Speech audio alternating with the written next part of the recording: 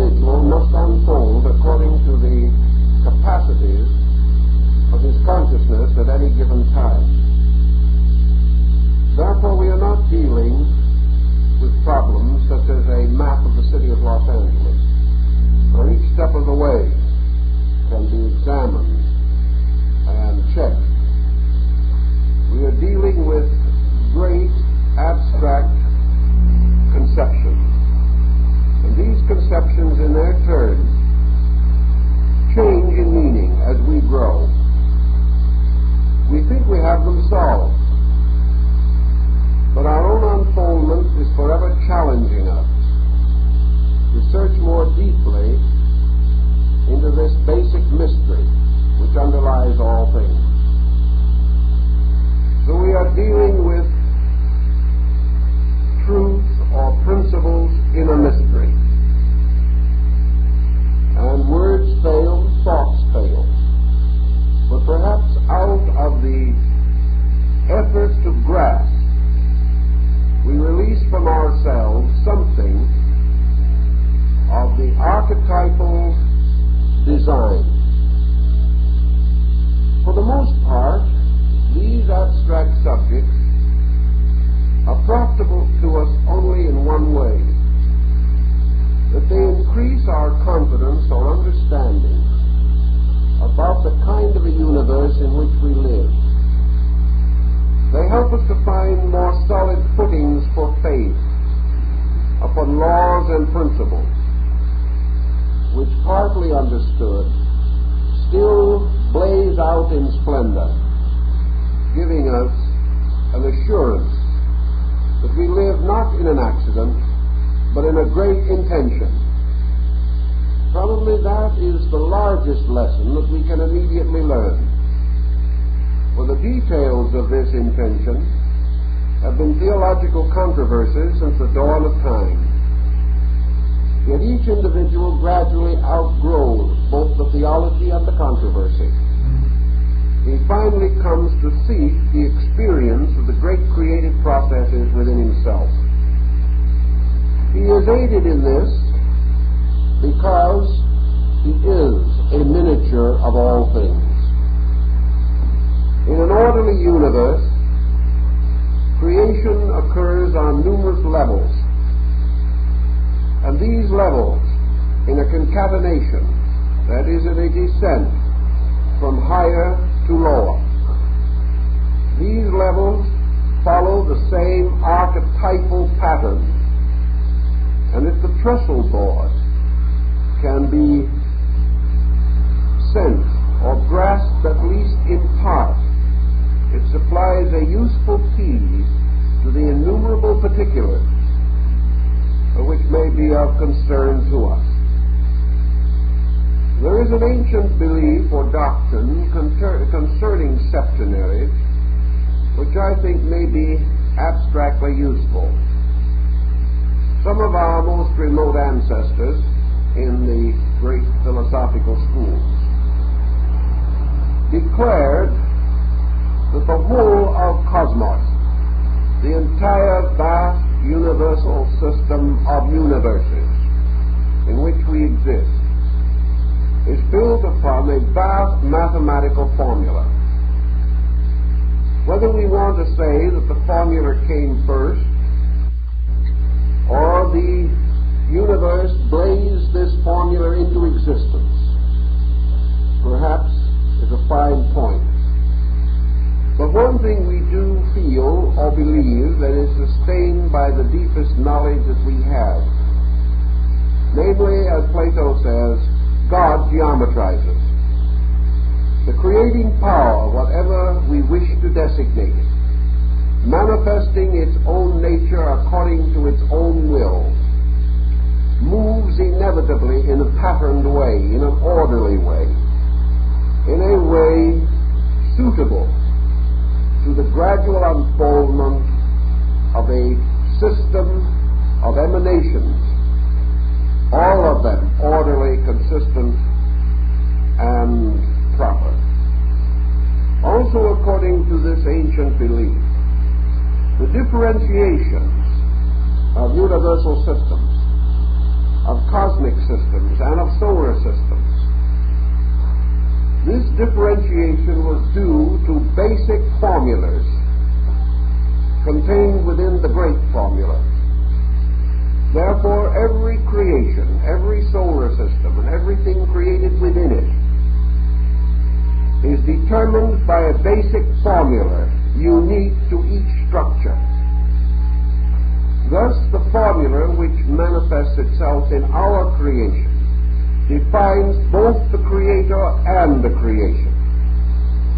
And another creation, another system, may emanate from a different formula. This formula determines the pattern, determines the type of life, the growth, the motive, and the end.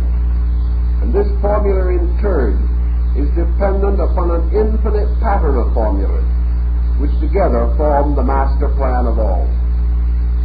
In our subconscious human thinking and in our racial experience, in our psychology, philosophy, and religion, we have always accepted the peculiar sacredness of the number 7.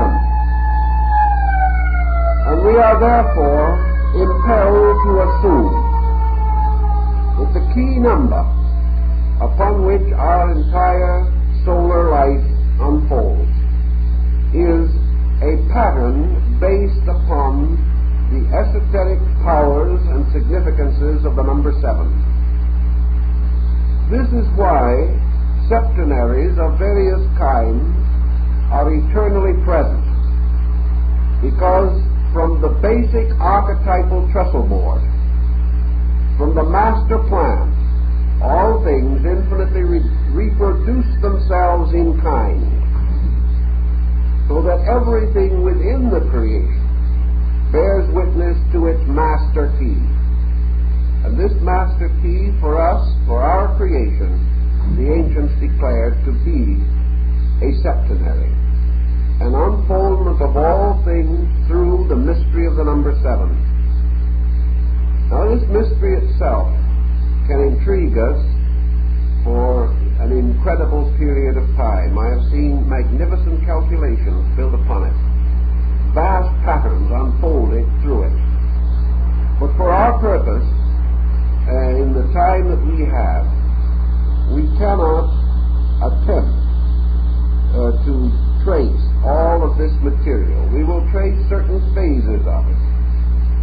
But our principle rests upon the ancient conviction that the archetypal pattern of this solar system is septenary, and therefore that this septenary power is the geometrical energy of the creating principle as it relates to this creation and to all of the parts that manifest within this creation. Now, in a previous discussion, we attempted, from a Buddhistic standpoint, to define the nature of consciousness in relationship to what we term mind, or the illusional intellectual fixation.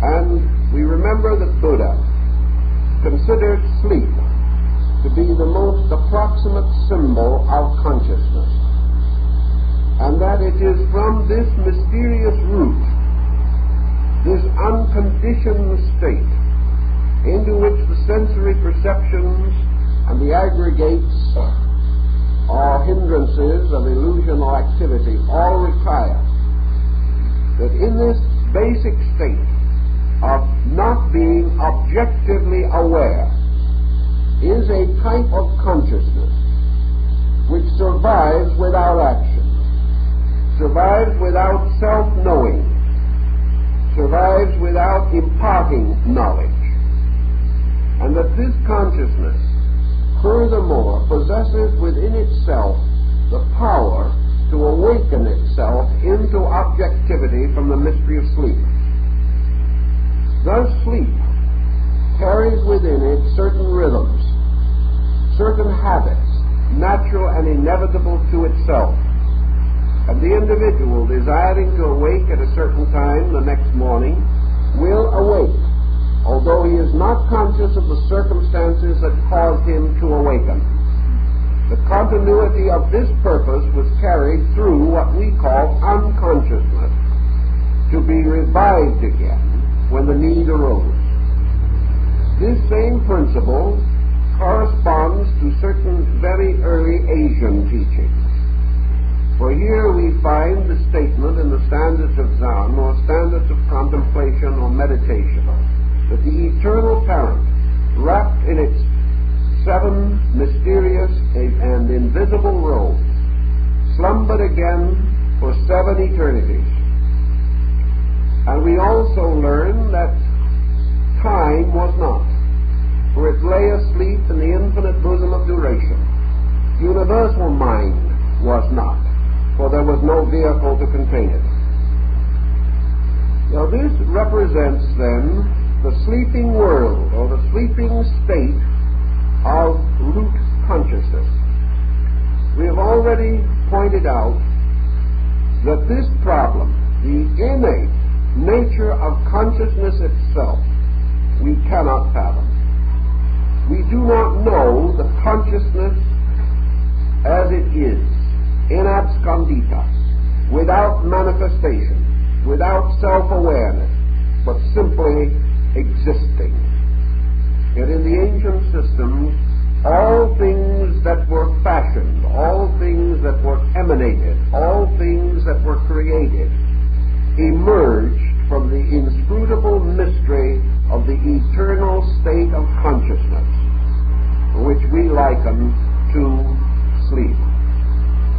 Therefore, that in the pralayas, or the great nights of the gods, things sleep, and in the dawn of new cycles of manifestation, things awaken. Waken as we do, out of the mystery of an eternal law which preceded sleep. For all creation as we know it is recreation.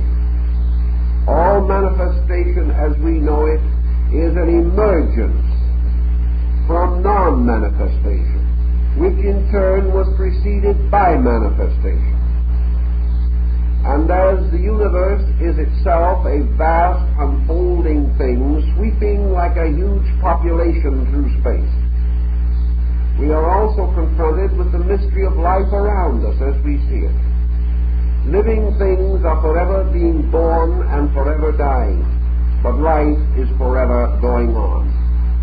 Humanity is composed of an infinite number of perishable beings, that is, as far as their external natures are concerned. Yet humanity has a strangely imperishable quality about it, where it goes on through a constant process of recreation.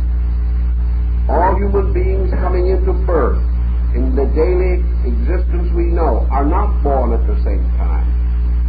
Some are born while others are old. Some are born as others die. Some are born nearly at the same time.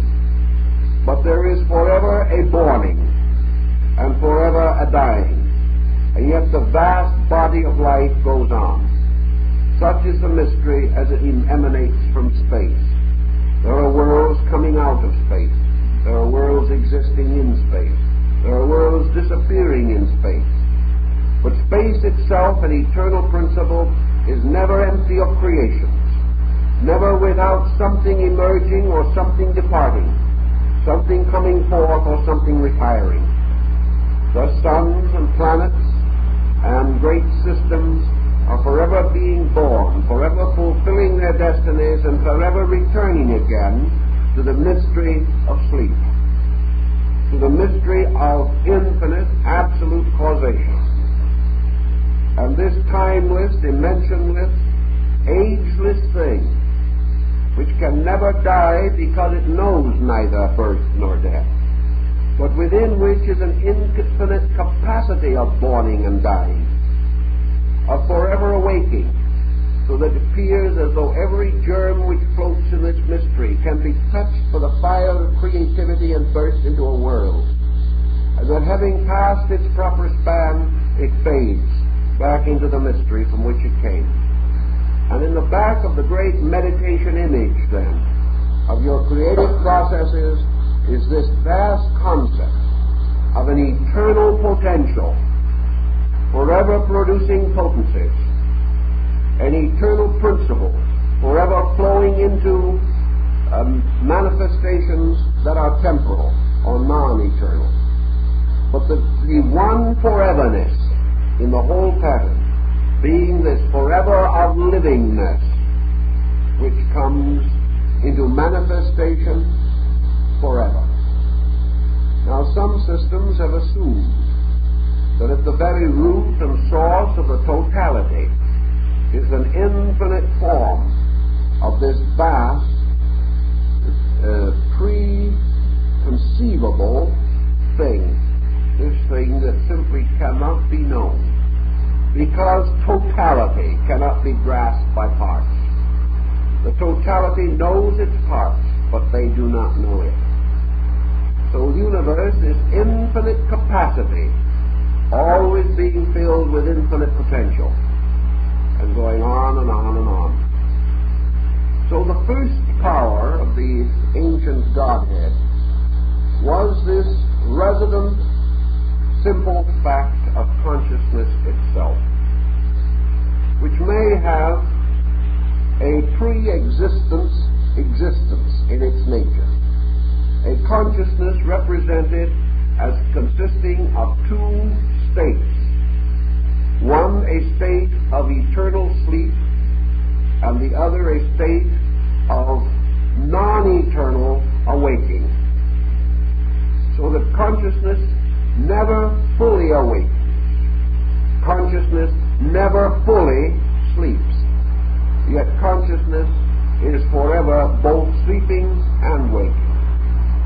Consciousness as itself, per se, is the infinite root of life, and therefore it has been declared to possess within it the slumbering power of the first manifestation of its own nature, and that is infinite creativity. So at the root of every great system of theology is the Creator. And the Creator is the potential to make known, to make manifest, to make apparent, to bring forth out of sleep into waking. Now, in most of your great systems, the creative act, the primary creation, the speaking of the eternal word or verbum, that which causes the break in the mysterious chain of sleep, that which disturbs the sleeper into waking, the divine fiat, is associated with the creative power.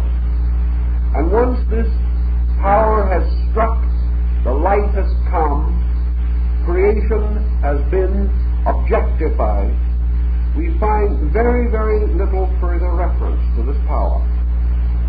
This power then simply rests as the infinite storehouse, the infinite source of all things that are ultimately to be made manifest.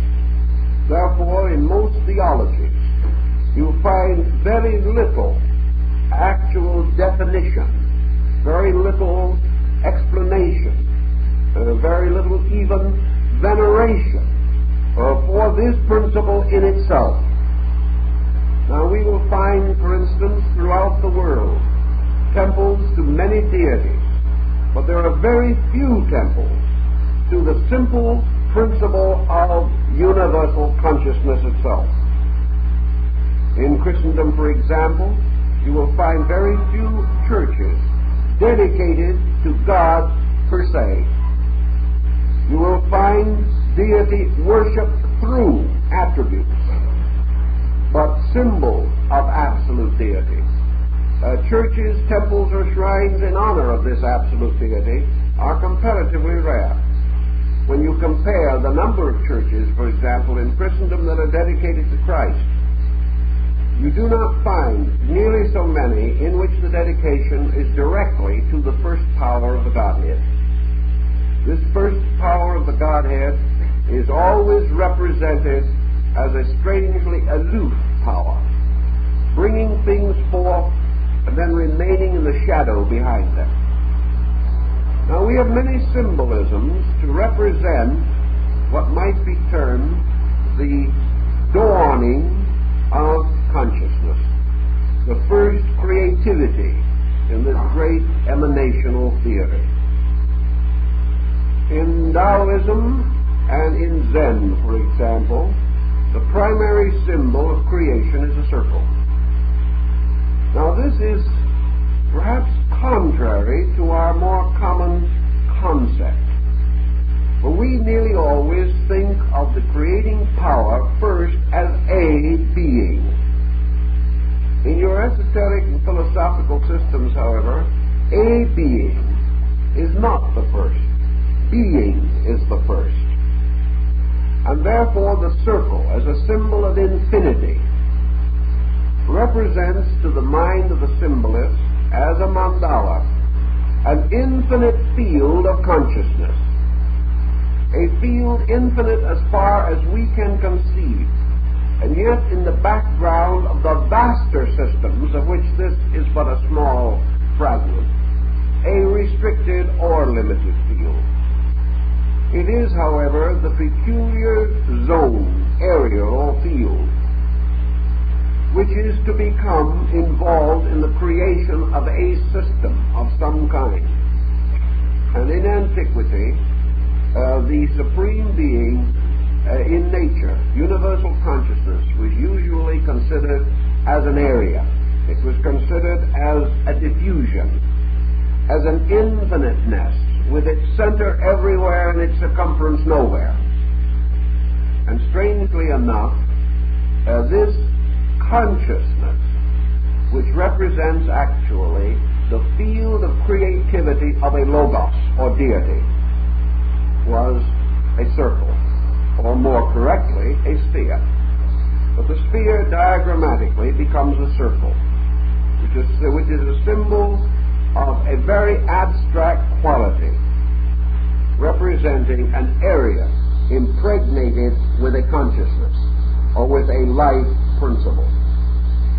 The first power, or the first principle, therefore, in symbolism, was usually represented as defined as a circle, a great area set aside for germination, for the generation of worlds, the ring pass not, the shell of the mysterious world egg within which the fecundation of life is to take place. This is Atma.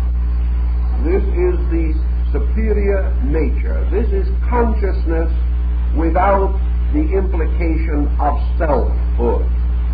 Consciousness without self-consciousness. Existence in a kind of trance-like sleep, permeating, penetrating, extending, but not yet focused or drawn to any particular point, because it is everywhere. Now, Böhme, the German mystic, attempts to help us with this thinking through his own mystical speculations and visions. And he explains that in this vast area, which is actually the body of the creating principle, undifferentiated, but nevertheless there, as in a mysterious alchemical vessel, a circular globe with walls of glass. Within this, the great alchemy of creation unfolds. And this alchemy is primarily made possible through the second principle or power of the basic creative triad. And this second power, the ancients sometimes referred to as formation. Now, formation is the root of form. And form is a kind of condition. Form and matter are not the same. Form is always a compound, for a form must possess at least two attributes, two natures, two substances, or a principle and a substance. It must be less than totality and more than the condition inferior to itself. Thus, formation, which was what the Kabbalists sometimes referred to this situation, was the process of bringing forth, not upon a level of generation, but upon the level of consciousness.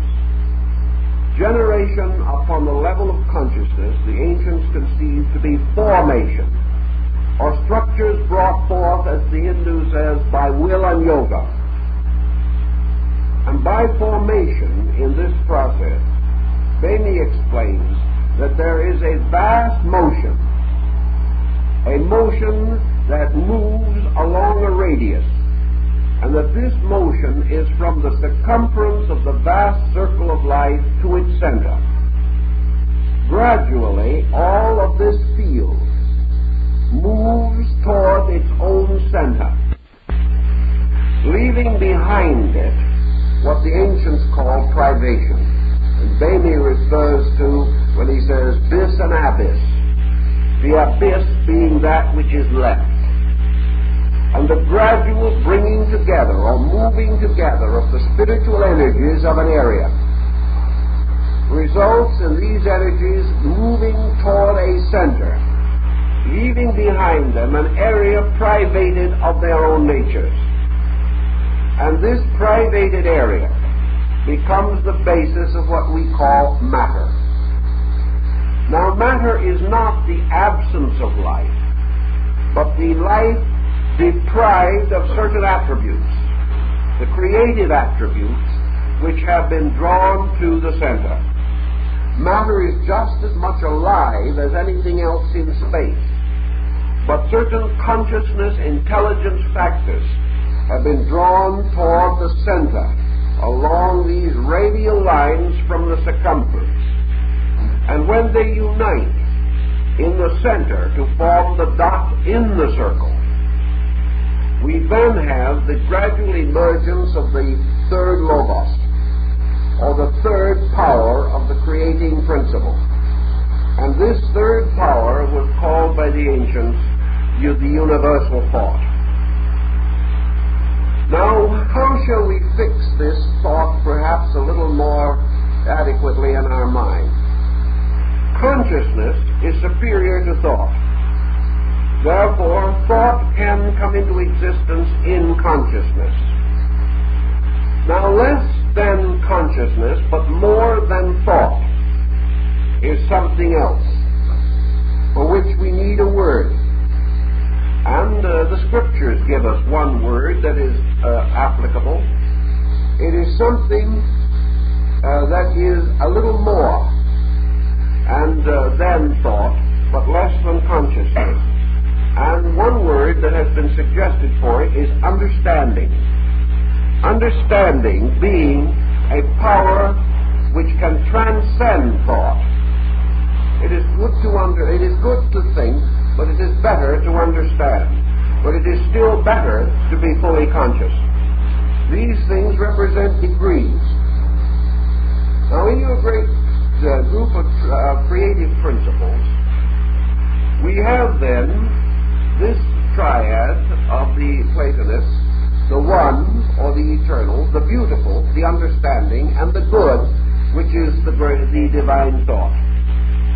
We also have, therefore, creation moving through an understanding from within itself towards the integration of primary thought. Now, thought is an interesting point, because in your esoteric doctrine, thought is not a product of mind. Mind is a product of thought. Mind follows thought. It does not precede it. The eternal thinker brings into existence an infinite diversity of minds, which become the channels of the eternal thought. But the mind does not come first. The thought comes first. The thought is universal. The mind is finite. The thought represents the series of archetypal ideas that are resident within the divine nature itself. Thus we have creation moving through formation into the establishment of the focal point of generation. Thought, therefore, becoming a symbol of generating power. Formation becoming a symbol of the processes of universal understanding. Creation being the manifestation of the infinite life itself according to its own inevitable nature.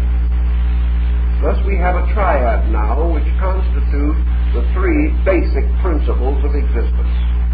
This triad returns to us in every line of thought, every religion, every philosophy. But it represents three essential natures, a symbol of the primary colors of life. And we find references to these in medieval philosophy, in the treatises and essays on the colors of good and evil, the colors of light and darkness. And of course the color symbolism, which was very important throughout religion and is still very important in the vesture of the clergy and things of that nature. The triad then consists of a gradual retiring of all things from their vast circumferential area towards the ultimate establishment of a point of unity, all moving toward the state of oneness, oneness emerging from allness, oneness becoming an imperishable island in the midst of allness. We find this in the Kojiki in Japan, where the gods caused the abyss to release this imperishable mudland by dipping their spears into the infinite and bringing them up with this ilas or slime on the point. And this formed an island on the surface of the sea of the infinite. So here was the sea of the infinite in the Japanese basic Shinto religion as creativity itself. The gods representing the formators, the great units of understanding, and the island brought up upon the point of their spears the universal thought upon which all things were to be erected. The universal thought is therefore, we will say, the least of the three great principles. Yet into it has been gradually drawn or focused these potentials. And we now have what the Kabbalists call Kethoth, the crown. First the closed eye of the infinite, and finally the eye that blazes open. And we have creation going to sleep when the great eye closes. And we have it awaking when the great eye opens. The eye, of course, the pupil of the eye, is very symbolically a dot in a circle, so that it represents the symbol. And for the creating power itself, the Kabbalah removes the eyelid, because it is stated in the Scripture, the God of Israel neither slumbers nor sleeps. So this great open eye is the symbol of the universe blazing forth. It is the all-seeing eye. But it exists as deity upon the level of universal thought. Behind universal thought, which is the Manasa principle, monastic field of Buddhism, lies the second or mysterious Buddhic level, which is that of understanding, or, in the term of man, illumination. Behind that is Atma, the eternal, that which can know only itself, and to which all things must return, either by the long road of evolution or by the shorter path of discipline. For discipline is nothing but evolution under the control of intelligence or enlightenment. So we have three powers now represented, and here we must pause for a moment in our study of this septenary. We have begun with Atma, Buddhi, and Manas. We have come to the monastic field, which is the field of the great thought. Now, how shall we understand this thought? How shall we understand the non-eternal thought of the eternal thinker? What is this thought, actually? How shall we attempt to define it, other than to say that it is a great center, a great radiating focal point for a creation that is to emerge from it? and therefore that the focal point between Creator and creation is this mysterious vortex of thought. This vortex of thought is the third Grand Master of the Lodge of Jerusalem. It is the third power. It is the master builder. It is the power upon which depends the entire emanation of a world or an existence or a creation. Now, this thought itself in Indian philosophy is usually represented by a mendicant, sometimes by the deity Shiva. Usually, however, it is represented by a being in manifestation, but also in meditation, performing either the Vedantic or yogic mystery. For we come now to what might become the basis of either Hindu or Chinese mentalism, and which probably underlies most of the mentalistic sects that have arisen among Western people, namely that creation in manifestation is entirely a mystery of the release of thought. That this world as we know it, a manifestation, is built upon the mysterious cross thunderbolt of thought. This is a mental creation. It is a creation lying in the divine mind. And therefore, the ancients conceived it as an internalization. That actually the creating power in a kind of yogic suspension internal visualized an existence, vitalized it, and sustained it within its own consciousness. And your universe is a thought in the divine mind. It is a thought, however, which precedes mind as we know it, existing in the divine nature rather than in the human mind as we are inclined to use the term. Again, our terms are difficult, unfortunate, and must sometimes be used in a contradictory manner because we have no other terms to use. Context alone can help us to keep the pattern straight. From then, let us see where we are with our concept of the basic nature of the creation process. We now have the great seal, the Umgrund of Beni. We have in the midst of it the blazing center of the divine thought. All this is invisible, totally beyond our conception of things, for the sun and moon and stars as we know them have not entered upon the horizon of our conception. These things rest not in matter alone, but in superior worlds. And the visible sun, as Paracelsus tells us, is actually the third sun, and there are two invisible ones behind it. This also would carry the concept of the Godhead. The great or first sun being the spiritual, the second the Christ or illuminate sun, and the third the universal thought. For we think very often of the thought as something shining, the light of thought, the luminosity of the intellectual enlightenment that comes from the dawn of wisdom or reason within living things. The ancients in their astronomy also gave us an interesting point to remember, that the true sun is not in the center of the solar system, but the solar system is within the body of the true sun, which extends beyond the orbits of all its planets, forming a vast field of conscious life energy. And that is truly that this great sun is the one in which we live and move and have our being.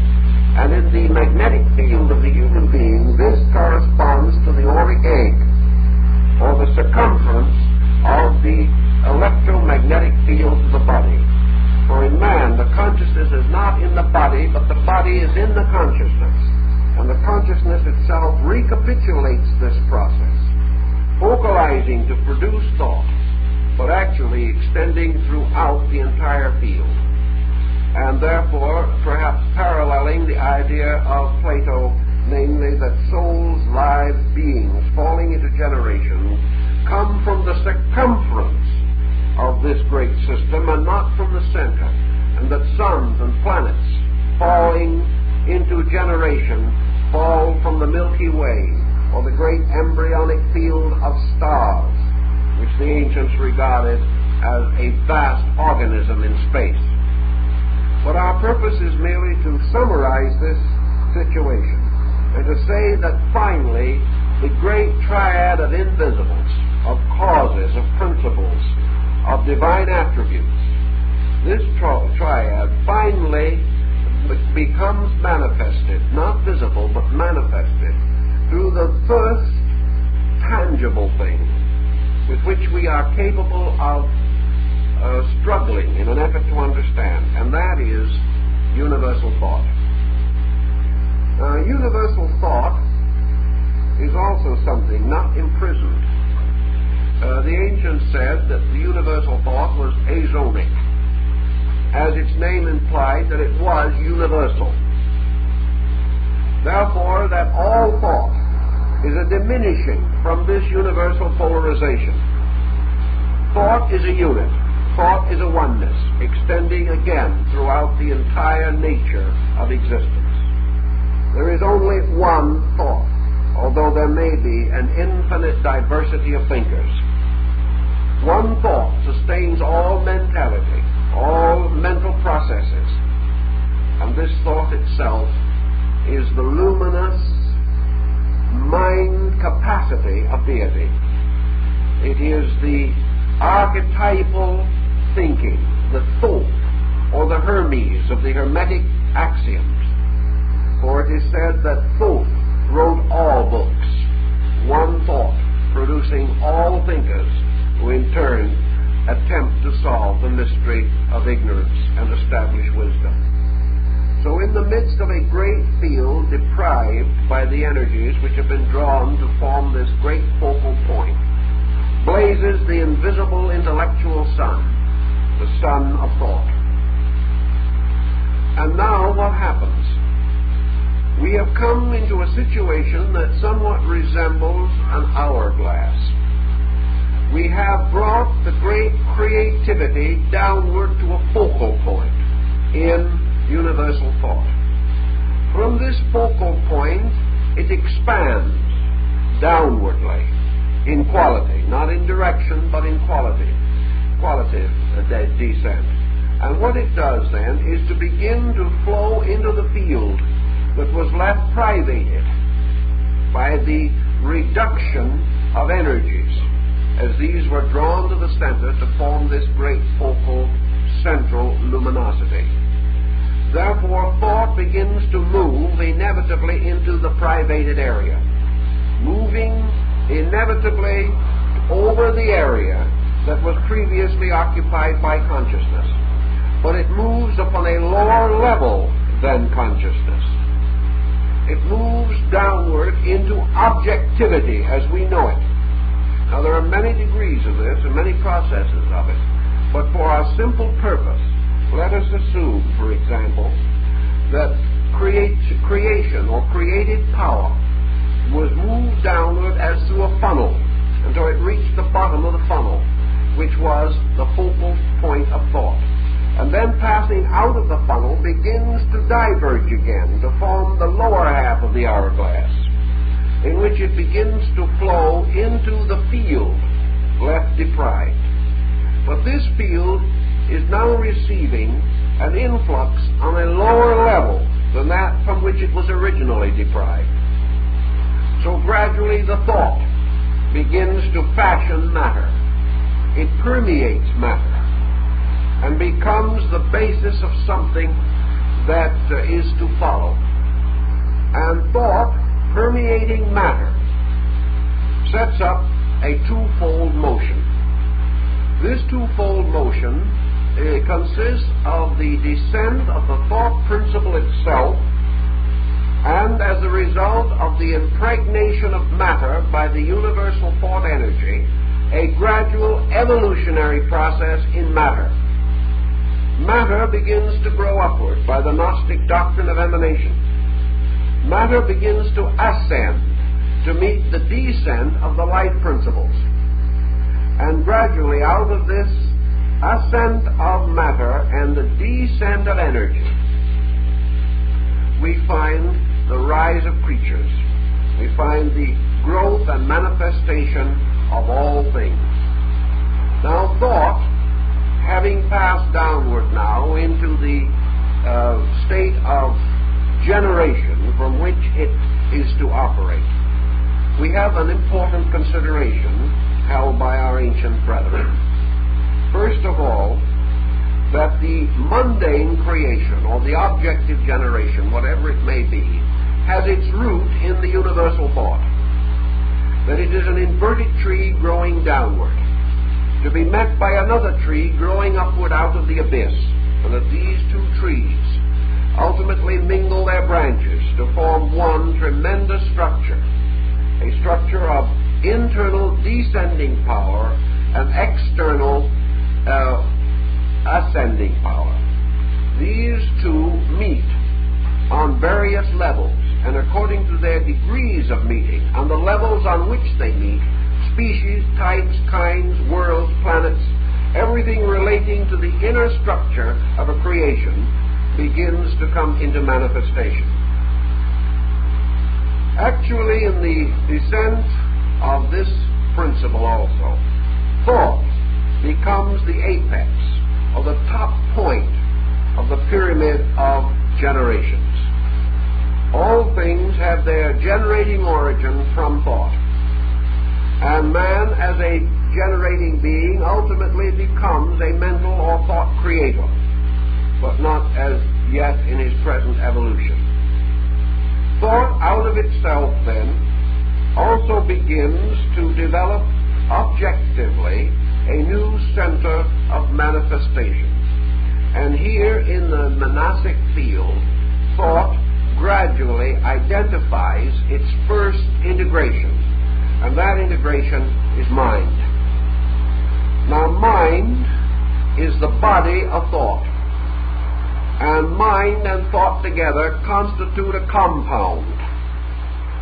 And this mind-thought compound becomes the upper point of what was called in antiquity the Great Square, or the symbolical figure, which you may remember from ancient mythology, of the triangle combined with the square, and how the triangle falling into the square becomes the symbol of creation or generation on an objective or material plane. Now, the square has always been the ancient symbol of matter. So we have three essential symbols involved in this. We have the circle, or sphere, which is the symbol of total consciousness. We have the triangle, or pyramid, which is the symbol of the creative triad. We have the square, or the cube, which is the symbol of the material creation. Spirit, soul, body. These three together. Of course, the principle being rather obvious, that the circle or sphere is a symmetrical geometric body with an infinite number of faces, and that this rests upon the least point upon which any solid can rest, for there is no solid that can rest upon less of itself than a sphere, whereas the cube rests theoretically upon the greatest part of its own surface. The triangle rests upon a rather different basis, because the triangle corresponds to an ascending line from below in the form of a pyramid, or a descending arc from above in the form of the creative triad. All of this symbolism becomes a little confusing, but after a little thinking, I think it makes a reasonably simple picture. And the lowest of the creating principles, thought, meeting or working with the highest level of the creation or the deprived field, produces out of this union mind. Now, mind becomes then man's highest body and becomes the instrument most closely connected with universal thought. And through the mind, and its evolution and development, the universal thought flows into objectivity, flows also into all the spheres of creation which are below mind. You will remember in the study of color that your three primary colors give rise to your four secondaries. Now, the peculiar situation of all four secondaries is that they are all of them composed of two or more primaries. Therefore, all of these things are forms, because form is a compound. Form, therefore, becoming into manifestation, is always a certain degree of thought plus a certain degree of matter. In man, the thought power transcends matter more than it does in the animal. And in the animal, the compound contains more thought than in the plant. The plant more than in the mineral. But all these compounds of the thought and matter represent forms. Therefore, the square is called the universe of forms, because within it formal natures are forever being manifested. The square, therefore, contains the outworking of the three principles in their manifestation as four capacities. For the principles of the triad are forever flowing into the capacity of the cube, square, or the lower formal structure. Now, in the case of man, these four represent the body principles. In the case of the universe, they represent the magnetic fields, which become the foundation of the differentiation of energies. Thought, therefore, actually becomes the basis of the four bodies. And each one of these bodies is some kind of a condition of thought. Therefore, we may say that thought, or the thinking power, can understand them all, but they in turn cannot understand the thinking power. Thought can perhaps conceive mind. It has conceived it and brought it into being, but mind can never conceive the fullness of unconditioned thought. Thus, your meditational processes are attempts of mind to grasp the larger dimension of thought. A very complicated but interesting procedure. We have then a series of other creative powers emerging now from the thought principle. One of these, we have said, is mind. Now, on the combination, or in the field of mind, in the case of man and other creatures higher than man, the union of the thought and the mental field or energy of matter produces what we call in man the ego. And the ego becomes, so to say, the god of bodies. And this god of bodies is seated in the mental field of the human being. And it is this that causes man to verge inevitably toward mental attitude and to place the ego above all other considerations. The ego-mind-thought compound is again a triad, for the thought becomes the first person, the mind becomes the second, and the compound of these becomes the third, or the ego. The ego, in turn, is the generator, and from the generating power of the ego, the lower bodies are projected into existence. These lower bodies in the creative processes being unfoldments or manifestations of potentials, being the power, for example, released through body, of emotion, or the power of growth, or the power of subsistence, which is the peculiar nature of physical matter.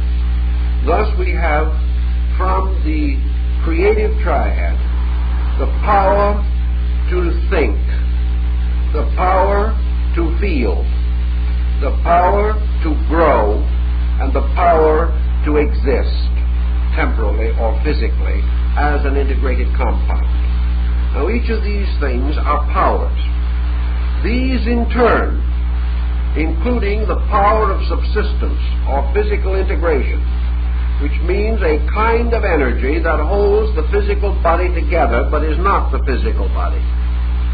The power of sustaining body, of substantiating it, depends upon a kind of energy which is called a binder. It holds. At death, this binder is removed. Therefore, the body disintegrates. The power to integrate, disintegrate is a kind of energy also. So we have the power of thought, emotion, growth, and subsistence, or continuance in form.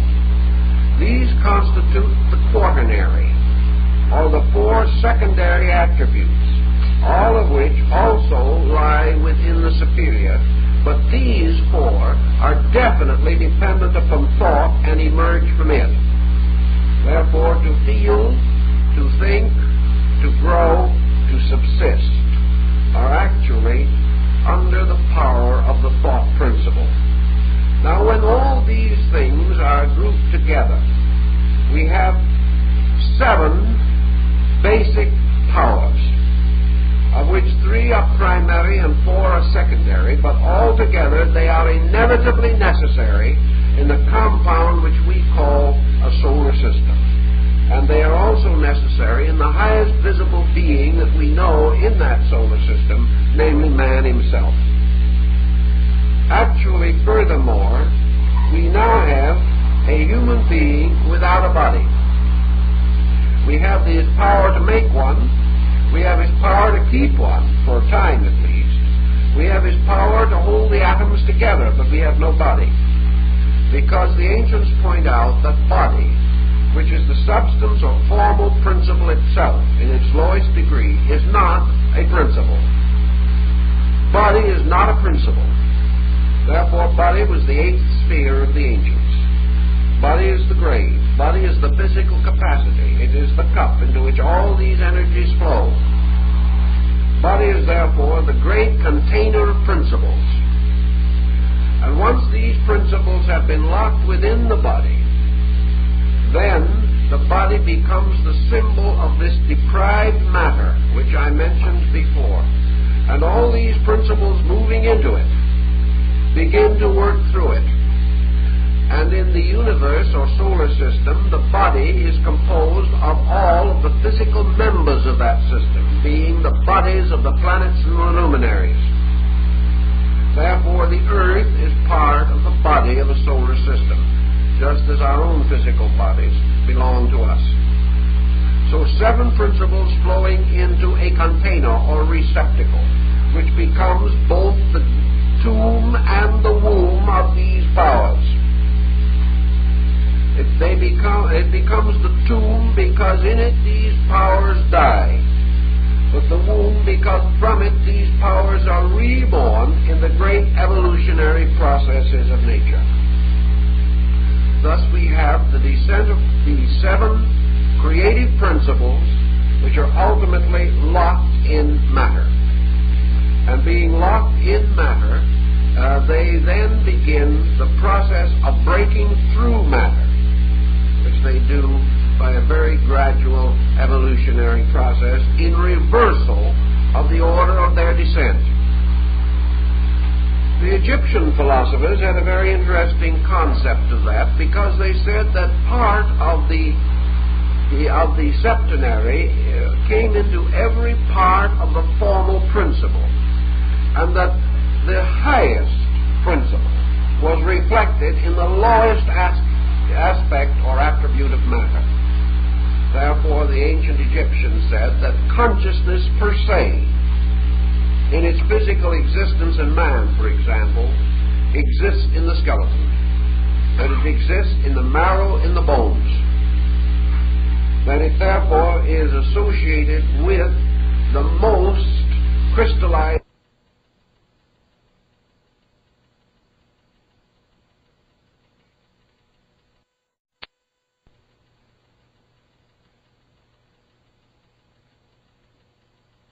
matter forms itself into organization. Subsistence is beginning. And wherever we find this, we also find the presence of geometrical law at work. Primary rudimentary forms from the radiolaria to the snowflake are all immediate geometric symbols. And this principle of subsistence, therefore, strangely reflects the great principle of universal consciousness, which is archetypal. Subsistence is continuance, and that which is eternity in spirit is continuance in matter, subsistence. Matter is, and matter in some condition always is. Forms break up to return to matter, but matter absorbing all forms remains itself. Consciousness eternally is. All emanations of consciousness have a conditioned existence and finally return to it again. Consciousness, therefore, not only gives birth to the great invisible energies of life, but also must contain within itself the principle of form. All bodies return ultimately to consciousness. On the mystery of causation. On the material, physical level, all bodies coming from matter return to matter again. So, daemon est deus inversus. The superior and the inferior are reflections of each other. Matter claims all forms to itself. Consciousness claims all life to itself. Therefore, matter and consciousness have this peculiar inverted ratio to each other. Both are the polarizations of the same symbolism. Matter then becomes negative consciousness, and consciousness becomes a kind of positive matter. And these two symbolisms become the extremes of this great process. All compounds must be dissolved. Material compounds dissolve to matter. Sidereal or universal compounds dissolve into space or into consciousness. But the earth eats up everything that is of itself, but the spirit returns to God who gave it. And the positive pole eats up all of creation, ultimately including matter. So you have a symbolism that is very useful if you want to use it to try to understand the difference between matter and space, for example, which has become very significant in the Einsteinian concepts. Space absorbs all things in a strange way and is a universal graveyard. Just as surely as a forest lawn absorbs certain of our gentry and is a very fashionable resting place for that which is no longer held by substantial existence and is disappearing back into the strange abstraction of matter. So we have the mineral kingdom representing subsistence. The mineral continues. Nearly all minerals can be broken into crystalline structures. They are all peculiar, simple manifestations of primordial energy. They, however, have an incredible subsistence and go on and on and on. They can be reduced by breakage. They can be fractured by cleavage, yet the parts remain, the parts remain, the parts remain. And when you come down to the least conceivable part, you still have the root of matter. It remains. These things may pass from visibility by fragmentation, but that which is material retires into a matter state, which, however, has a metaphysical aspect, because behind matter is another kind of energy. There's no end to these ramifications, but for our purpose, that's as far as we can go. Now, the next point is that the power of growth, or vitality, which contains within it also the power of color,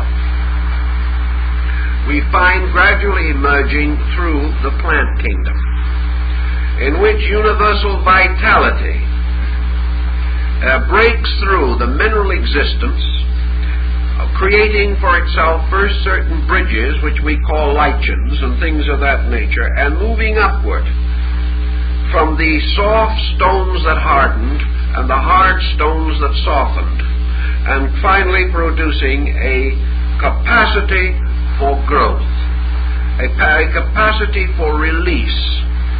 And we find coming out of the physical the vital. in the form, of course, of the earth, where coming out of the earth itself is the infinite flora with which it is universally covered.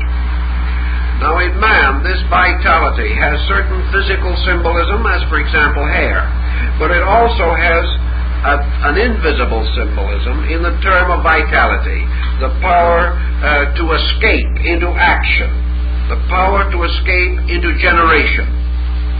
And the great power that is given by vitality is this power of generation, which is represented by the seed pod, or represented by the power of these things, not only to subsist, but to reproduce their kind. This is done on the level of vital energy. Some of these vital forms have great endurance, as are Sequoia gigantea, that may live for 6,000–7,000 years. Others have a comparatively brief span of existence, but in each instance, vitality is breaking through matter, raising the form from the mineral to a vegetable state.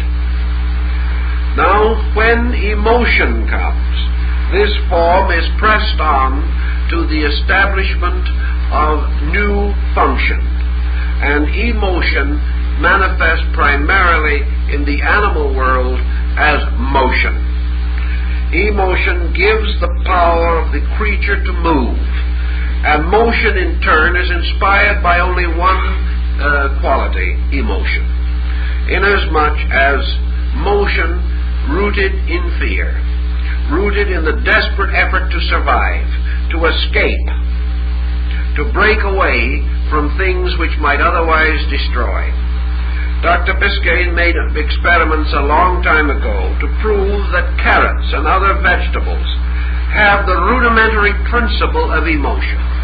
And although this can only be measured by scientific method, the carrot tries to escape when something attempts to root it from the ground, or break it, or destroy it, or eat it.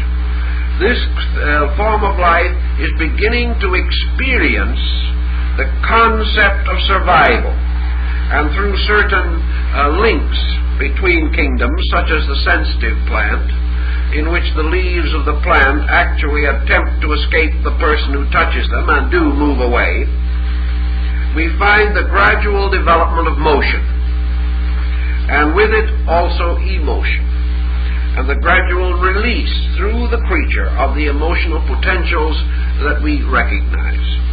Now we also then find the motion from the emotional level to the next release of one of the creative principles, and this is the power of mind. We find the establishment of Manas, or man, the thinker. We find him ascending through certain linked kingdoms, perhaps the anthropoidal group.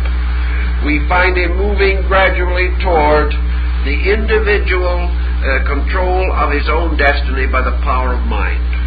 And when man completes his mental evolution, the quadrature, or the great hollow square, which was formed in the creating process, will be complete as far as he is concerned. The four secondary powers of the Godhead will then be incarnate. And what have they produced? They have gradually built a vehicle in which all of the lower vehicles still exist. Man, as a living creature, is not a mind that has discarded a body, but a mind which has gradually come to control the mineral, plant, animal, and lower human attributes of itself. Now remember that man can only have emotion, or only have vitality, or only have survival, or continuity, a subsistence, because these things exist also in space.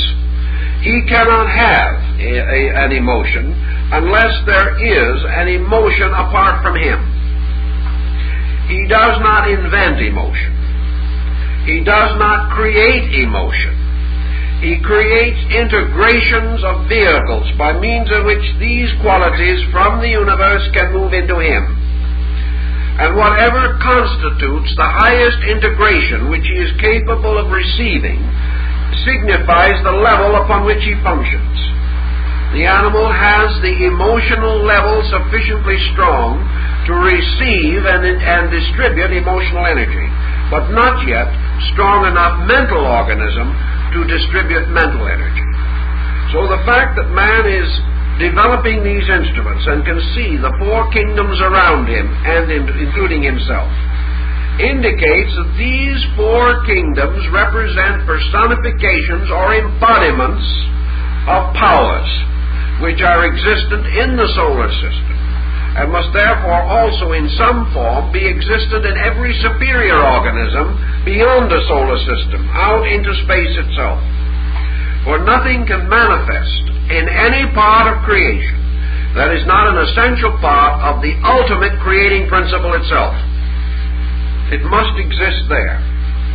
Therefore, that a mind exists in man means that a universal mind has to exist. That a universal mind exists means that a cosmic mind has to exist. And the cosmic mind implies that the great insular groups of cosmic systems must also have a mind, and that this mind retires infinitely on the level of mind to total mind. And every creature that possesses a mind is revealing or manifesting the attributes of the universal mentation factor, which is therefore a divine attribute. Now, man, having created these bodies,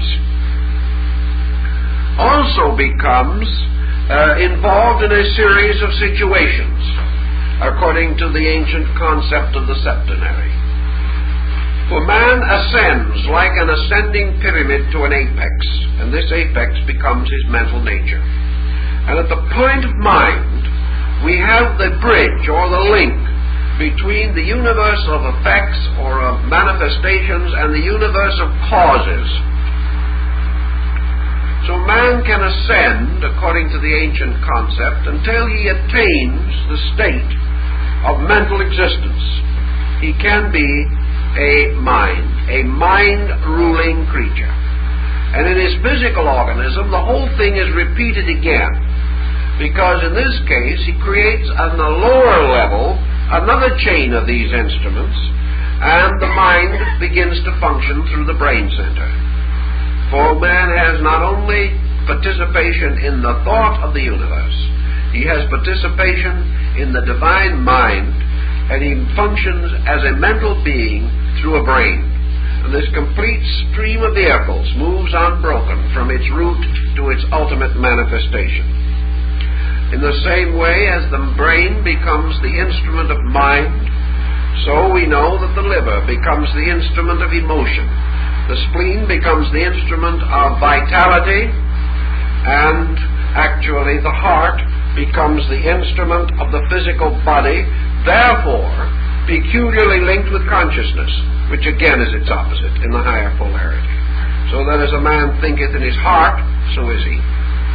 So these various chains of vehicles form a study that can be continued almost indefinitely, but there is a tremendous pattern moving through them. But here we still have a situation. Man attains the development of mind, and by means of this, he becomes more and more proximate to the level of the creative triad.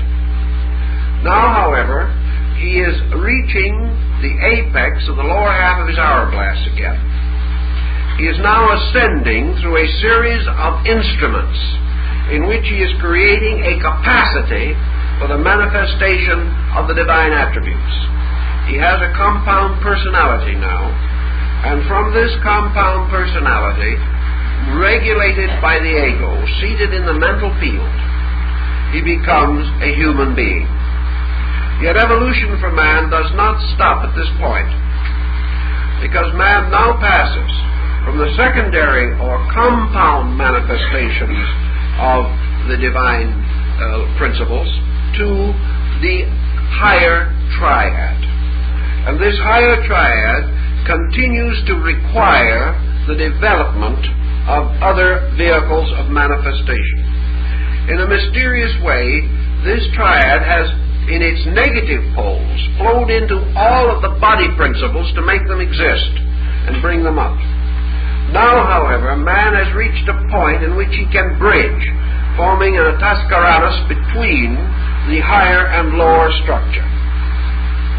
So we have the human being beginning to move upward onto a higher level of function. And we have man at this point in evolution, which is our particular place in the divine plan of things, it would seem, struggling with the combination of disentangling his various instruments from the tyranny and despotism of egoism. He has brought himself up to the point in which, as a mind-integrated being, he can make himself master of objectivity. As the ego itself, the ego turns downward and becomes the master of bodies. But the ego cannot go above its own level. Therefore, man is now standing, more or less, at the point of equilibrium between a world of effects and a world of causes. He knows intuitively that he possesses within himself the capacity to go further. He knows also, if he studies these subjects in the spirit of the ancient teachings, that he has to go forward, that he must continue to grow, because actually he is on his way not merely to self-existence, but to the unfoldment of the great septenary. And at this point of his development, he is very close to this mysterious line which divides the creative triad from the creation quadrad or quaternary. So he's struggling now with this mysterious problem of the interval between ego, mind, and thought. Now, ego actually is a product of mind. Buddha points this out very clearly to us.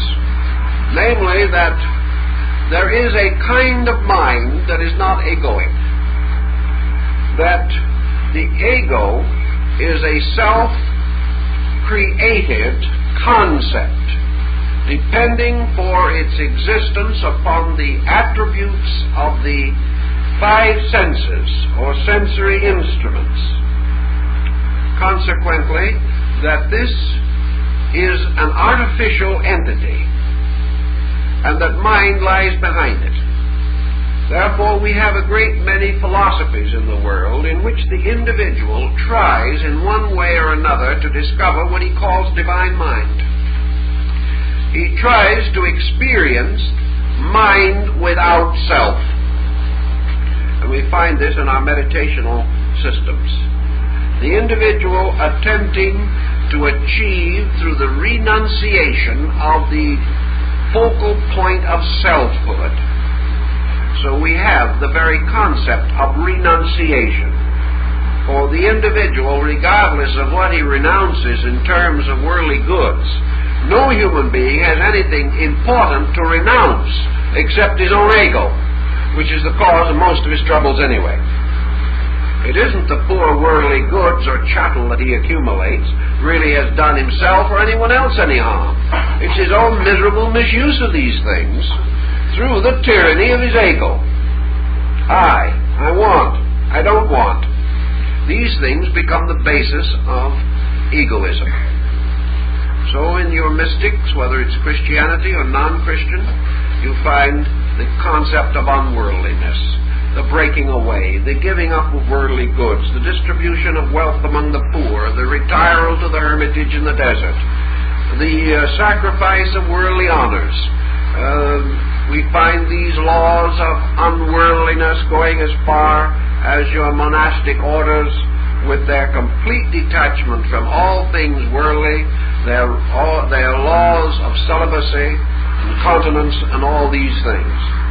And this old concept that we've had from the beginning, that if it made us happy, it was bad for us, give it up.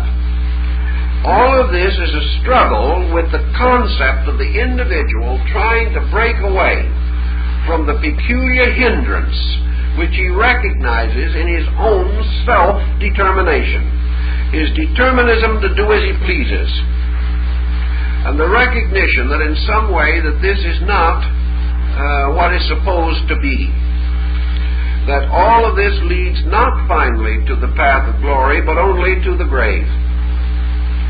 So in the individual we find the gradual social emergence through the history of the race principles that are essentially unselfish. We are not even sure we can define the word unselfish adequately. But we know there are degrees of selfishness, some of which are worse than others, and we try to proceed from the worst toward the better, leaving that behind which is no longer tolerable. But all this is a motion away from ego, back into the integration of manas, or the pure principle of the thinker. Because your sage and your scholar has always taken the attitude that the true purpose of man is that he shall think. And that in order that he may think, he must conquer ulterior motive. Because no thought can be pure that is pressed upon him, forced upon him, or rises within him as the result of pressure or tension. Wherever the individual has an ulterior motive, he cannot think straight. And wherever he has an ego, he has an ulterior motive somewhere. It is almost inevitable. They go together. The little thing itself is just plain ulterior, and you can't do anything to get away from it. Gradually, the more wise of peoples have realized that you do not attain this end, however, by declaring war on the ego. Perhaps some have chosen a very interesting but a little difficult method. They have attempted to attain liberation by bewildering the ego, by surrounding it with so many incomprehensibles that the poor thing is totally outwitted. That is not the answer either. The answer to the whole situation simply lies in the gradual recognition of values greater than the self. We find this escape, this release more correctly, therefore, through what we might term our great idealistic cultural motions. We find that the early Christian, for example, valued his faith above his life and died in the arena. He put a principle above self. The patriot sacrifices his life and his worldly goods to free his nation, placing a common good above his own. The artist will go in poverty all his life, or the musician, perhaps like Mozart or Schubert, will come to an end through practical starvation or malnutrition in order to keep faith with great art, with great music, with great creativity.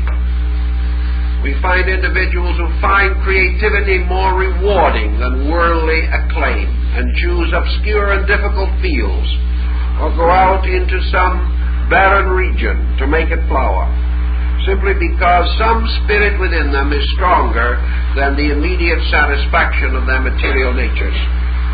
Thus mind gradually overcomes ego. And perhaps at the end of this overcoming of ego by mind, we have reason. Now, reason is a peculiar word, because to most people, reason sounds like a rather cold, calculating solution to the problem. But now let's go back to our formula for a moment, and here's one simple little example of how you use it. Because actually, many misunderstandings arise because we do not recognize compounds. The reason of man, which is suspended above ego, verging toward the true nature of mind, must, by virtue of its creativity, partake of the divine consciousness, and it must also include within it the ascent of the emotional content of the personality. So that when we find what we call cold reason, we merely find reason in which warmth has not been permitted to develop. Reason is not cold. Reason has no deficiency in the elements of divinity, the developments of understanding, the developments of emotion or feeling. Reason must generate just as much as animals do. Reason must grow just as plants do. Reason must have a subsistence just as minerals have a subsistence. And reason must be thoughtful just as man is thoughtful. But it must be also creative, formative, and generative, just as the creative triad is, because all of these are locked within all the others. and reason must flower in all its aspects. The 7 great principles must all blaze out of it, or it is not true reason. But true reason, now representing to us a condition superior to egoism, brings us closer and closer to the mind nature, where the pure reason of the mind is just, is in all things reasonable and orderly, and is an unfoldment of an absolute geometrical formula. Therefore it must be beautiful, because all symmetrical geometric forms are beautiful, and all beauty as we know it lies in the reasonableness of things. So that reason should be something awkward, distorted, cold is simply because human beings have thought of it that way. But those who have attained it have never found it to be that. So we can say that man escapes from selfishness by way of reason. He builds systems like ethics. He creates schools like philosophy. He goes further into the speculation of things in the effort to find liberation from ego. And he discovers it in finding larger worlds in which to work. Worlds in which ego is not a medium of exchange. Worlds in which the products of ego are not the currency, but in which there are other treasures, where thieves will not break in, nor rust destroy. But having achieved even to the state of reason, man finds that he is still bound. So he goes further to explore the mystery of pure thought. Now those who have explored this mystery have actually reached the unity with the third power of the creative triad. They have moved from the quaternary into the triad. But what is pure thought? Pure thought is the generating power of consciousness. Pure thought is forever creating. It is creative thought. It is the type of thought which rises not in reason, but in something greater than reason. It is that thing which we call perhaps inspiration. It rises into the higher brackets in which thought in man, becoming tuned with universal thought, causes man to think with God and not about God. Think with his brother man and not about his brother man. Think with the universe and not merely think about the universe.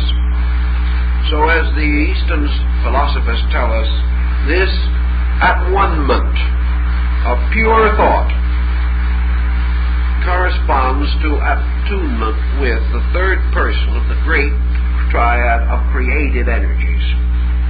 And those who have solved this mystery of universal integration or attunement or at-one-ment have found the mystery of the Pentecost. They have found the mystery of the Holy Ghost, or to what in Christendom is the third power of the triad. Now, assuming that we have reached this point, we know that we have gone about as far as man can hope to go, because as yet we are not aware of the nature of those vehicles which go or completely transcend mental integration. Yet we know, however, that the next vehicle which lies behind that is what the Buddhist calls the Buddhic sheath.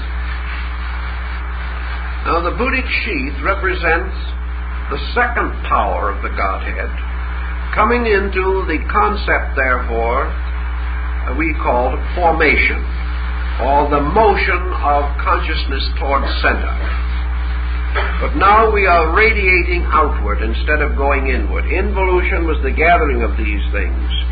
Evolution has brought us finally to the dot in the center of the circle, and we must now move out into the radius. This means universalization. This means the individual moving irresistibly from a state of objective oneness to a state of subjective allness. He is therefore forced to move away from himself as a person and towards himself as a cosmic principle in space. Selfness in the sense of gradual identification with total being. Now, in the Buddhistic philosophy, which perhaps is as simple a presentation of it as we can find anywhere, because at least of its familiarity to us more so than some of the less known schools of Eastern philosophy, we have this idea, therefore, of the attainment of Buddhahood.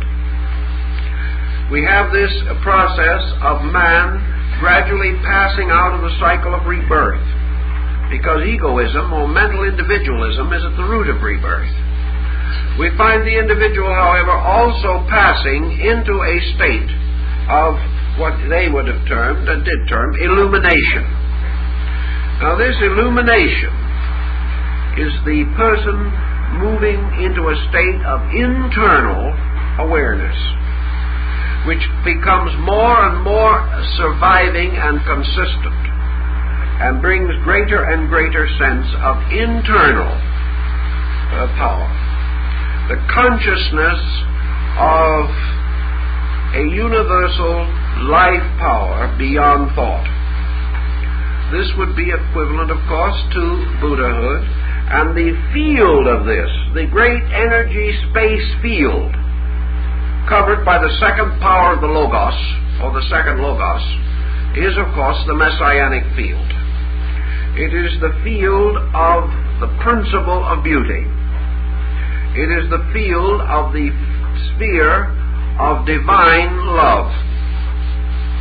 It is the positive pole of desire in desirelessness or compassion.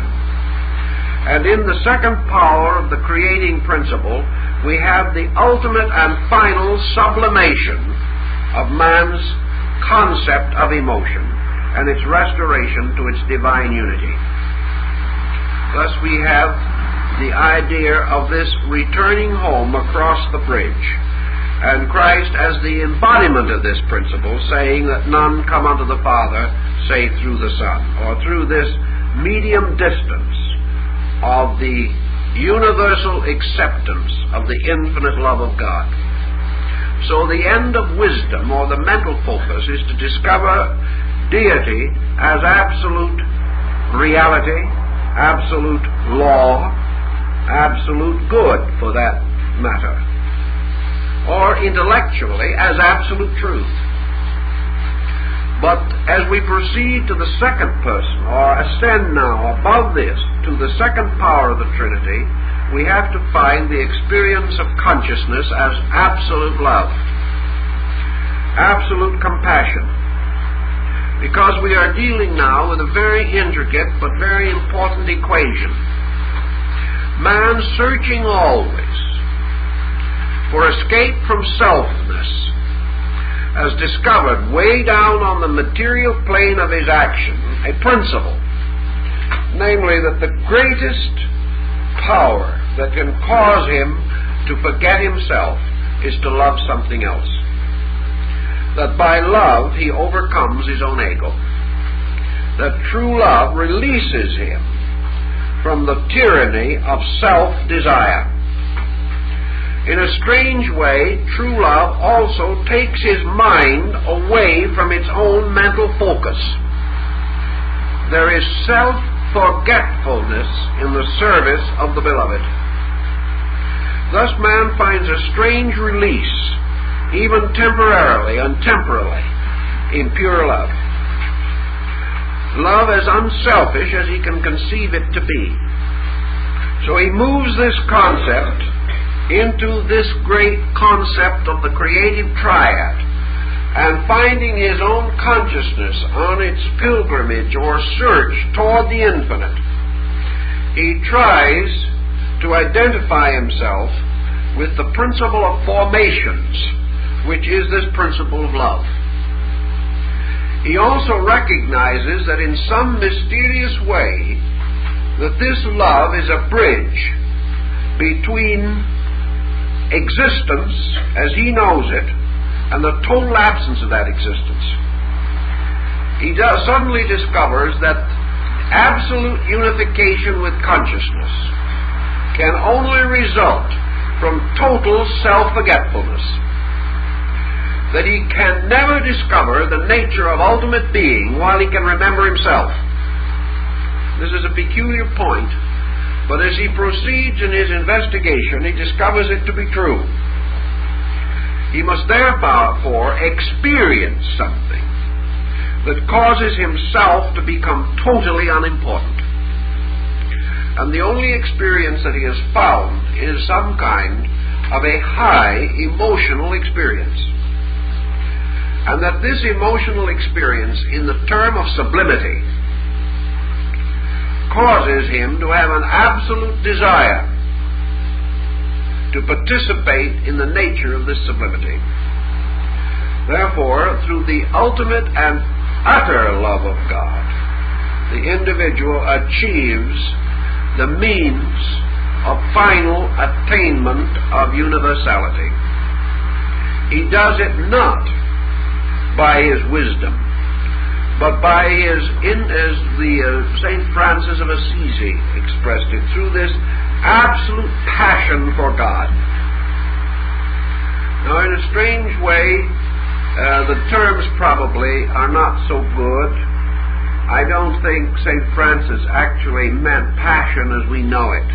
I think it was this infinite longing, this infinite desiring that transcends any loneliness of earth. Man finally lonely only for God, and therefore completely ready to obey, completely selfless, completely dedicated to the final attainment of the absolute state, in which all condition has died out. And it is only through this absolute, unconditioned dying out of condition that the individual finally comes back to the first power of the Godhead, which is this strange, eternal creativity.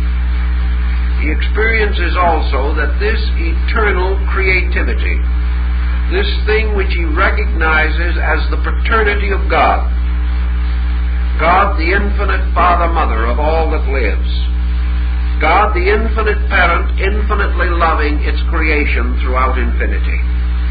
Man, to reach God, must some way reach this, and must even perhaps pass through it into the great silence from which it comes. But he cannot attain this deity consciousness without passing through this infinite love of deity for creation, and the discovery that law, truth, wisdom, and love are all one thing, that they are degrees of the maturing of this infinite capacity for reunion with the infinite. So in the second polarization we have the bridge of the Christs, or the bridge of the Messiahs, those who so greatly loved their world that they labored and died for it, and have become the symbols of the great renunciation of all worldly things in the service of their fellow men. This is also an essential part of your symbolism, for the love of creation, for creation, the love of the great creating power for everything that it has fashioned, is absorbed into this creation to become the love of things for each other, and finally the love of all things for the Creator.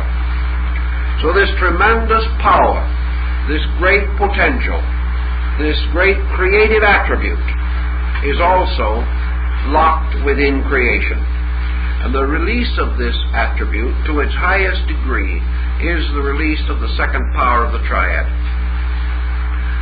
That which follows this, the final union of the separated being with the great quietude, the great sleep, which is unconditioned consciousness itself, transcends description. No one has ever been able to express it except symbolically, of the individual as a person in absolute faith and in absolute love, like the small child going to sleep in God.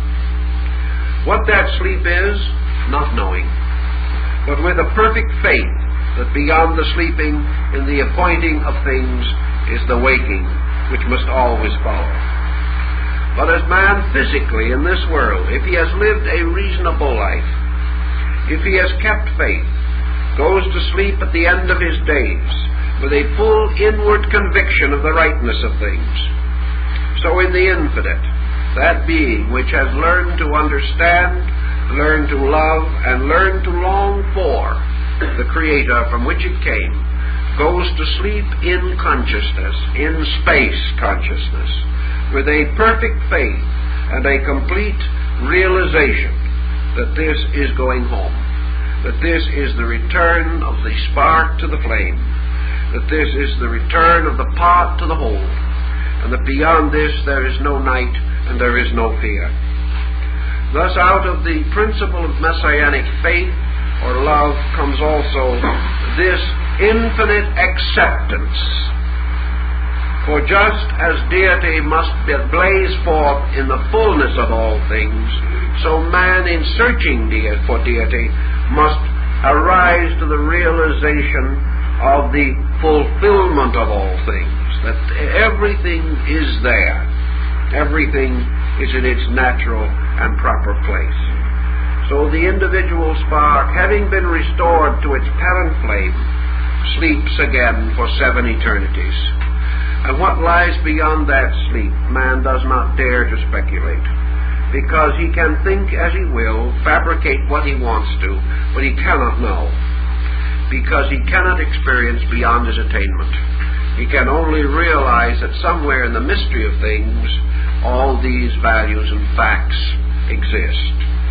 So that actually man descends or ascends like Jacob and his ladder upon a staircase of 7 levels.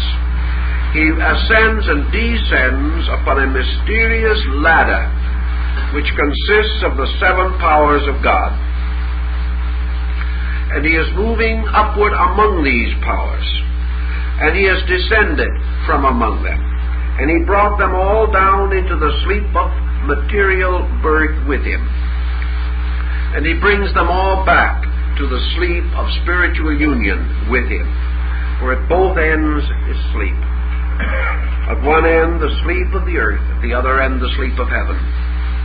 And in between these two, a waking creature, passing through various degrees of waking, only finally to come in the end of things to the need for the great sleep. So as all potentials have been exhausted in perfection, so the individual seeks rest and repose. In the study then of these creative attributes and powers, we can begin to see why they should be variously symbolized. Now in your Kabbalistic system, we have a great triad consisting of Ein, Ein Sof, and Ein Sofer. Ein, the boundless. Ein Sof, the boundless life. Ein Sofer, the boundless light. Eternity, eternal life, eternal light. These are the powers. Eternity, forever existing, is the first person, the consciousness per se. Eternal life is the eternal motion, a long radius from circumference to center and from center to circumference. And Ein Sofer, boundless light, is the bursting forth of mind, by means of which all the mystery is illuminated, up so far as mind can go. Out of this moves the great order of structure, and in the Old Testament it is presented to us as the 7 days of creation. And this 7 days of creation represent the descent of life on its involutionary arc and the ascent of life on its evolutionary arc, counting or constituting 14 periods, which are represented in India by 14 manus, or teachers. The 7th day, the mysterious day of rest, the Sabbath, represents ascending ultimate union with consciousness, descending the rest of death. Therefore, when the time came for Moses to die, the Lord had promised him that he would not send to him the angel of death. Therefore the Lord came himself and gave Moses the kiss of sleep, and he went to sleep in the hills of Moab. But downward, the rest is the silence that comes at the base of the great involutionary arc.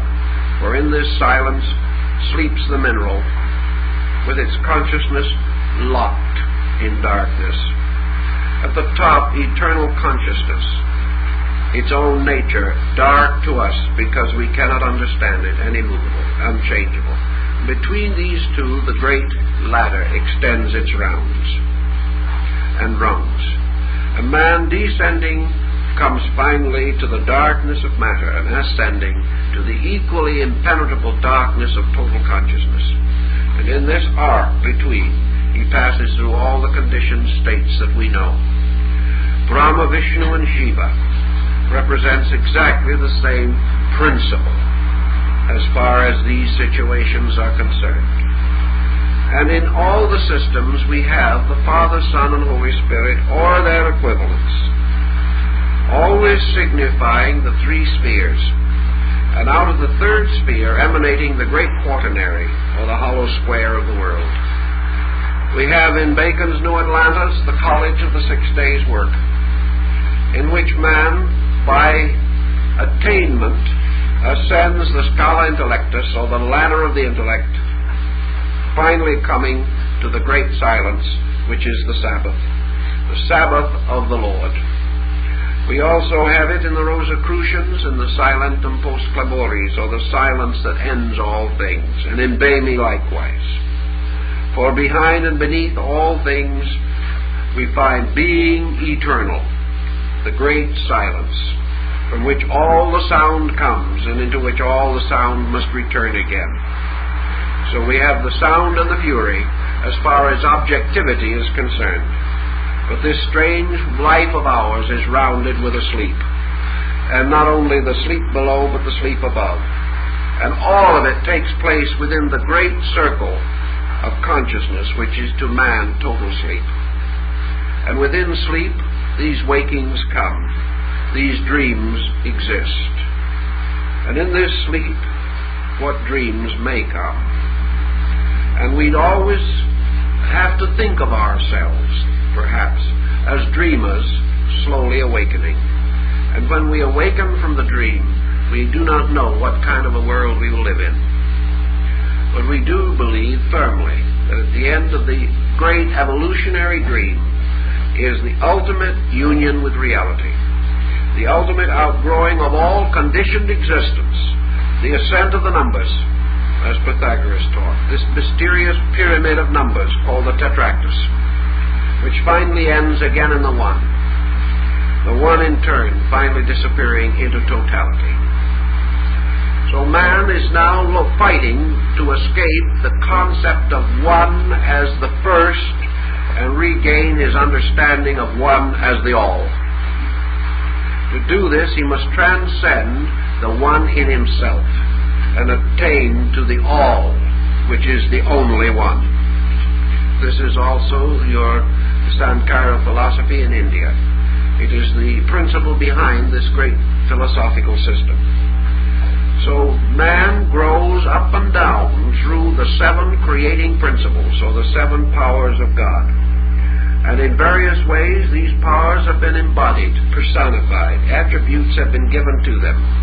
But in every religion, your idol is only a picture of an ideal. And there are very few truly idolatrous people. What we call, therefore, these symbols of gods and deities are really efforts to create pictures which will cause thought, which will explain in some way, upon some level, ideas substantially too abstract to be understood.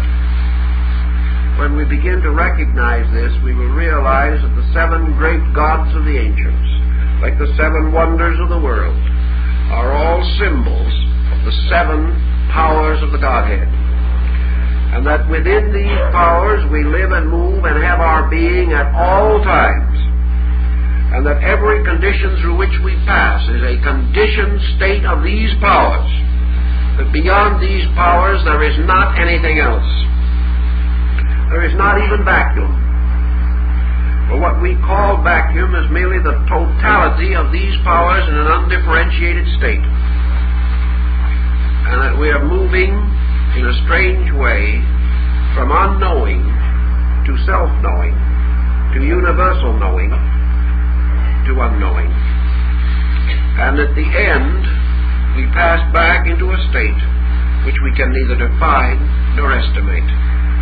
But in the great theater of existence through which we pass, everything we work with, the chair, the table, the book, the person, the invention, the music, the most simple device, the soap, the wood, the paper, all these things have no existence and no substance apart from various compounds of cosmic energies.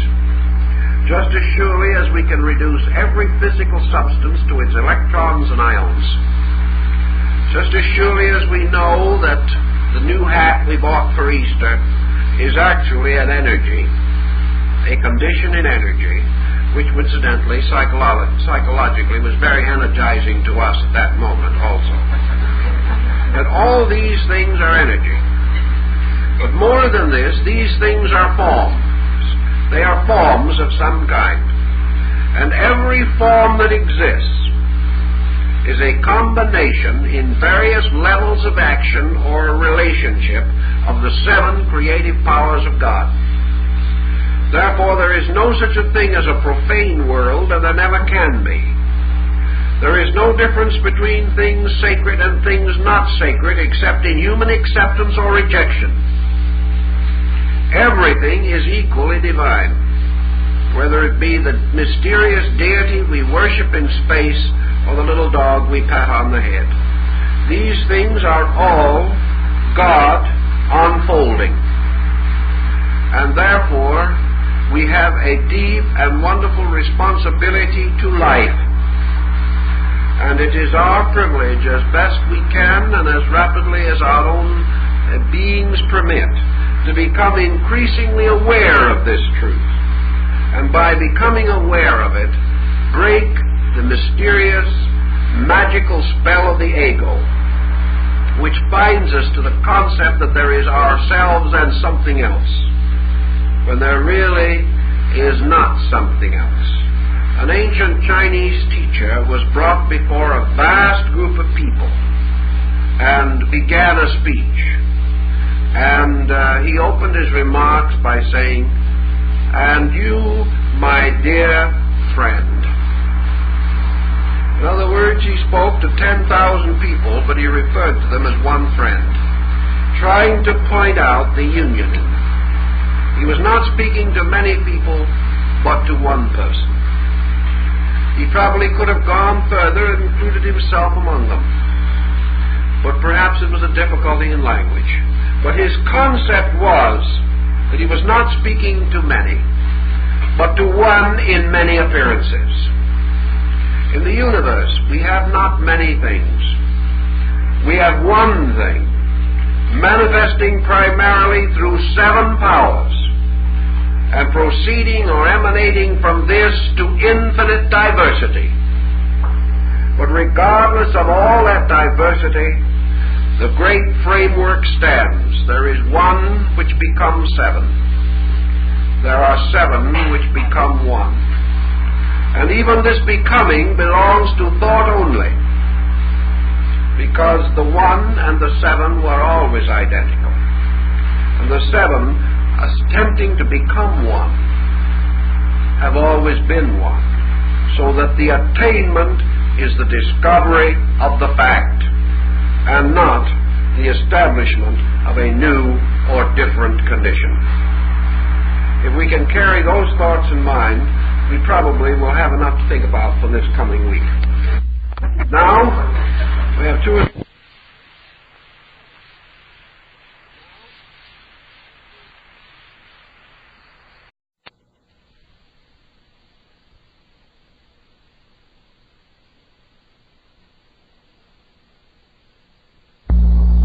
There are problems here that we have to face.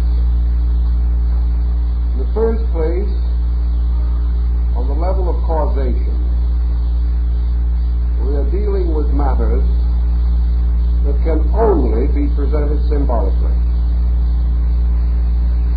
Actually, the purpose of most of your great cosmological systems is to create an internal picture, a mandala, a meditation image, which the individual must unfold according to the capacities of his consciousness at any given time.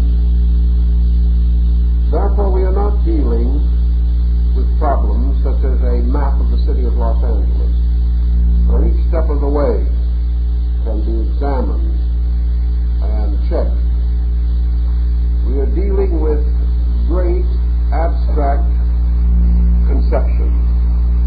And these conceptions, in their turn, change in meaning as we grow. We think we have them solved, but our own unfoldment is forever challenging us to search more deeply into this basic mystery which underlies all things. So we are dealing with truth or principles in a mystery. And words fail, thoughts fail. But perhaps out of the effort to grasp, we release from ourselves something of the archetypal design. For the most part, these abstract subjects are profitable to us only in one way, that they increase our confidence or understanding about the kind of a universe in which we live. They help us to find more solid footings for faith upon laws and principles, which, partly understood, still blaze out in splendor, giving us an assurance that we live not in an accident, but in a great intention. Probably that is the largest lesson that we can immediately learn. For the details of this intention have been theological controversies since the dawn of time. Yet each individual abscondita, without manifestation, without self-awareness, but simply existing. Yet in the ancient systems, all things that were fashioned, all things that were emanated, all things that were created, emerged from the inscrutable mystery of the eternal state of consciousness, which we liken to sleep. Therefore, that in the pralayas, or the great nights of the gods, things sleep, and in the dawn of new cycles of manifestation, things awaken. Waken as we do, out of the mystery of an eternal law which preceded sleep. For all creation as we know it is recreation. All manifestation as we know it is an emergence from non-manifestation, which in turn was preceded by manifestation. And as the universe is itself a vast unfolding thing, sweeping like a huge population through space, we are also confronted with the mystery of life around us as we see it. Living things are forever being born and forever dying, but life is forever going on. Humanity is composed of an infinite number of perishable beings, that is, as far as their external natures are concerned. Yet humanity has a strangely imperishable quality about it, where it goes on through a constant process of recreation. All human beings coming into birth in the daily existence we know are not born at the same time. Some are born while others are old. Some are born and others die. Some are born nearly at the same time. But there is forever a borning and forever a dying. And yet the vast body of life goes on. Such is the mystery as it emanates from space. There are worlds coming out of space. There are worlds worlds existing in space. There are worlds disappearing in space. But space itself, an eternal principle, is never empty of creations, never without something emerging or something departing, something coming forth or something retiring.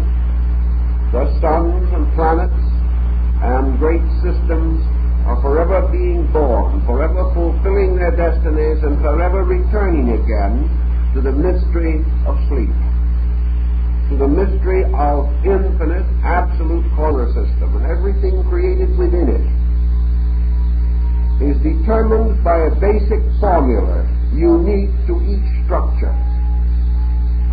Thus, the formula which manifests itself in our creation defines both the Creator and the creation. And another creation, another system, may emanate from a different formula. This formula determines the pattern, determines the type of life, the growth, the motive, and the end. And this formula in turn is dependent upon an infinite pattern of formulas which together form the master plan of all. In our subconscious human thinking and in our racial experience, in our psychology, philosophy, and religion, we have always accepted the peculiar sacredness of the number 7. And we are therefore impelled to assume that the key number upon which our entire solar life unfolds is a pattern based upon the esoteric powers and significances of the number 7. This is why septenaries of various kinds are eternally present, because from the basic archetypal trestle board, from the master plan, all things infinitely reproduce themselves in kind, so that everything within the creation bears witness to its master key. And this master key for us, for our creation, the ancients declared to be a septenary, an unfoldment of all things through the mystery of the number 7. Now this mystery itself can intrigue us for an incredible period of time. I have seen magnificent calculations built upon it, vast patterns unfolding through it. But for our purpose, in the time that we have, we cannot attempt to trace all of this material. We will trace certain phases of it. But our principle rests upon the ancient conviction that the archetypal pattern of this solar system is septenary, and therefore that this septenary power is the geometrical energy of the creating principle as it relates to this creation and to all of the parts. It will gradually outgrow both the theology and the controversy. He finally comes to seek the experience of the great creative processes within himself. He is aided in this because he is a miniature of all things. In an orderly universe, creation occurs on numerous levels, and these levels, in a concatenation, that is, in a descent from higher to lower, these levels follow the same archetypal pattern, and if the trestle board can be sensed or grasped at least in part, it supplies a useful key to the innumerable particulars which may be of concern to us. There is an ancient belief or doctrine concerning septenaries which I think may be abstractly useful. Some of our most remote ancestors in the great philosophical schools declared that the whole of cosmos, the entire vast universal system of universes in which we exist is built upon a vast mathematical formula. Whether we want to say that the formula came first, or the universe blazed this formula into existence, perhaps is a fine point. But one thing we do feel or believe that is sustained by the deepest knowledge that we have, namely, as Plato says, God geometrizes. The creating power, whatever we wish to designate it, manifesting its own nature according to its own will, moves inevitably in a patterned way, in an orderly way, in a way suitable to the gradual unfoldment of a system of emanations, all of them orderly, consistent, and proper. Also, according to this ancient belief, the differentiations of universal systems, of cosmic systems, and of solar systems, this differentiation was due to basic formulas contained within the great formula. Therefore, every creation, every soul is manifest within this creation. Now, in a previous discussion, we attempted, from a Buddhistic standpoint, to define the nature of consciousness in relationship to what we term mind, or the illusional intellectual fixation. And we remember that Buddha considered sleep to be the most approximate symbol of consciousness, and that it is from this mysterious root, this unconditioned state, into which the sensory perceptions and the aggregates or hindrances of illusional activity all retire, that in this basic state of not being objectively aware is a type of consciousness which survives without action, survives without self-knowing, survives without imparting knowledge, and that this consciousness furthermore possesses within itself the power to awaken itself into objectivity from the mystery of sleep. Thus sleep carries within it certain rhythms, certain habits, natural and inevitable to itself, and the individual desiring to awake at a certain time the next morning will awake, although he is not conscious of the circumstances that caused him to awaken. The continuity of this purpose was carried through what we call unconsciousness, to be revived again when the need arose. This same principle corresponds to certain very early Asian teachings. For here we find the statement in the standards of Zen, or standards of contemplation or meditation, that the eternal parent, wrapped in its 7 mysterious and invisible robes, slumbered again for 7 eternities. And we also learn that time was not, for it lay asleep in the infinite bosom of duration. Universal mind was not, for there was no vehicle to contain it. Now this represents then the sleeping world, or the sleeping state of root consciousness. We have already pointed out that this problem, the innate nature of consciousness itself, we cannot fathom. We do not know the consciousness as it is in